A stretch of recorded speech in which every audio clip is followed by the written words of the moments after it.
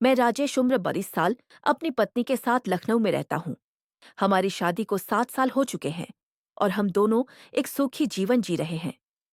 घर के कामकाज के लिए हमारे पास एक नौकरानी है जिसका नाम पूजा है। पूजा बहुत मेहनती है और जितनी मेहनती है उतनी ही सुंदर भी। उसका गोरा रंग, लंबे काले बाल और आत्मविश्वास भरी चाल हर किसी का ध्यान खींच लेती है। कई बार जब वह झुककर पोछा लगाती है या बर्तन धोती है तो उसकी शादी थोड़ी ऊपर हो जाती है और उसकी सुडौल टांगे नजर आती है। उस वक्त मैं खुद को संयमित रखता हूँ क्योंकि मैं नहीं चाहता कि वह असहज महसूस करे, पर मन तो मचल ही जाता है। आज की बात है, मेरी पत्नी ने कहा कि उसकी माँ ने उसे बुलाया है और उसे 4 दिन के लिए मायके जाना होगा। मैंने पूछा, मेरे खाने पीने का क्या होगा? वो बोली, पूजा है ना, वह सब संभाल लेगी। मैंने कहा, उससे पूछ तो लो, कहीं कोई परेशानी ना हो। पत्नी ने पूजा को बुलाया और कहा, पूजा क्या, तुम 4 दिन रात दिन का खाना बना सकती हो? पूजा बोली, बना दूंगी मैडम, पर कुछ एक्स्ट्रा चार्ज लगेगा। मेरे पति मुझे शाम को घर से जाने नहीं देते। पत्नी ने तुरंत कहा, कोई बात नहीं, तुम्हें रात के 8-5 एक्स्ट्रा मिलेंगे। इतना कहकर पत्नी ने सामान पैक किया और मायके चली गई। अब घर में सिर्फ मैं और पूजा थे। मैंने कहा, पूजा, आज का खाना तो हो जाएगा, पर कल से रात को भी आना पड़ेगा। वो बोली, ठीक है सर, मैं आ जाऊंगी। और फिर चली गई। रात बत्ती मुश्किल से कटी। ना पत्नी थी ना पूजा। तन्हाई में नींद भी देर से आई। सुबह उठते ही पूजा काम पर आ गई। मैंने कहा, चाय नाश्ता बना लो, मैं तब तक नहा लेता हूँ। वो मुस्कुराकर बोली, ठीक है सर, आप तैयार हो जाइए, मैं नाश्ता बना देती हूँ। मैं टॉवल लेकर बाथरूम चला गया। नहाने के बाद जैसे ही बाहर आया, पूछा, पूजा, मेरे कपड़े कहाँ हैं? वो पास पास आई और कपड़े ढेर देने लगी। तभी अचानक मेरा टॉवल खुल गया। उस पल में शौक था और पूजा की नजर वहां चली गई जहां उसे नहीं देखना चाहिए था। मैंने झटपट टॉवल उठाया, पर उसकी आंखों की झिंझक ने मुझे भी असहज कर दिया। वो बिना कुछ कहे बाहर चली गई। मैंने जल्दी से कपड़े पहने और बाहर आया तो वह धीरे से बोली, सर, आज का काम हो गया। मैंने कहा, ठीक है, रात को आ जाना खाना बनाने। वो बस जी कहकर चली गई। दिन भर मैं वर्क फ्रॉम होम करता रहा। शाम होने को थी और बारिश शुरू हो चुकी थी। मैंने बालकनी में खड़ी डीछे होकर बाहर का नजारा देखा। काले बादल, तेज हवाएं और धीरे धीरे तेज होती बारिश। रात करीब 9 बजे। दरवाजे की घंटी बजी। मैंने खोला तो पूजा पूरी तरह भीगी हुई खड़ी ही थी। उसके बालों से पानी टपक रहा था और भीगी सादी उसके शरीर से चिपकी हुई थी, जिससे उसकी पतली कमर और सुडौल उभार साफ नजर आ रहे थे। मैंने कहा, पूजा, इतनी बारिश में आने की क्या जरूरत थी? वो बोली, सर, ये मेरा काम है, मुझे आना ही था।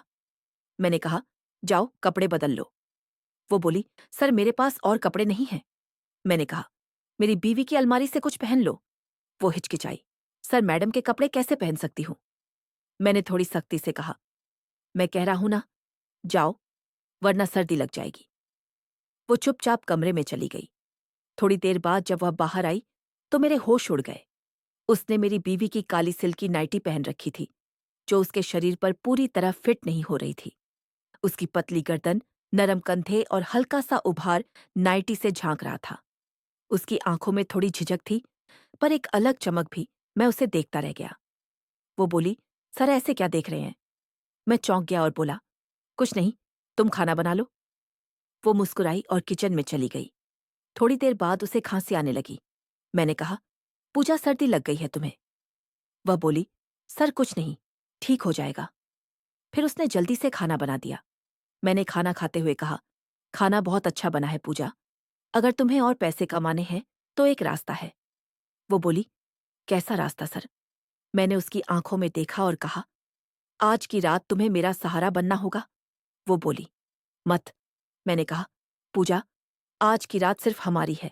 जैसे बारिश रुकने का नाम नहीं ले रही है, वैसे ही यह पल भी नहीं रुकना चाहिए। समझ रही हो ना मैं क्या कह रहा हूं? वो थोड़ी देर चुप रही, फिर बोली, पर सर, यह तो गलत होगा ना? मैंने कहा, तो तुम क्या चाहती हो? वो बोली, मैं ज्यादा पैसे कमाना चाहती हूँ। मैंने उसका हाथ थामा और कहा, तो फिर सब कुछ भूल जाओ और मुझे देखो, सिर्फ मुझे। मैं उसके और करीब गया। उसकी सांसें तेज हो रही थी। उसकी आंखों में अब हिचकिचाहट कम और चाहत ज्यादा थी। मैंने उसका हाथ पकड़ा और उसे अपने कमरे की ओर ले गया। वह बिना विरोध किए मेरे साथ चल पड़ बेड पर। जैसे ही वह बैठी, एक परी सी लग रही थी। मैं उसके करीब गया, उसके गाल पर हाथ फेरा। उसकी सांसों में गर्मी थी और उसकी आंखों में मेरे लिए स्वीकार था। मैंने धीरे धीरे उसकी नाइटी की डोरी खोली, उसकी नरम गर्दन पर अपने होंठ रखे और उसकी धीमी सिसकियां मेरी धड़कनों से मिल गई। वह रात हमारी एकता की गवाह बनी। बारिश की हर बूंद जैसे हमारी कहानी को गहराई दे रही थी। मैं उसके इतने करीब था जितना कभी अपनी पत्नी के भी नहीं रहा। हमने एक दूसरे को पूरा महसूस किया। उसकी बाहों में जो अपनापन था, वह अब मेरी जिंदगी का हिस्सा बन चुका था। हम रात भर एक दूसरे में खोए रहे और थक कर सुबह ही उठे। सुबह उसने मेरी ओर देखकर कहा, सर, ये बात हमारे बीच ही रहनी चाहिए। दुनिया वाले इसका गलत मतलब निकालेंगे। मैंने मुस्कुराकर कहा, यह बात हमेशा हमारे बीच ही रहेगी और अब से तुम्हें पैसे की कमी भी नहीं होगी। वह खुश होकर मुझे गले लगा लिया। उस पल मुझे महसूस हुआ कि कुछ रिश्ते बिना नाम के भी बहुत गहरे होते हैं। तो दोस्तों, ये थी मेरी कहानी। अगर आपको ये कहानी पसंद आई, तो कहानियाँ साथ को सब्सक्राइब करें और अपने विचार हमसे ज़रूर साझा करें। धन्यवाद।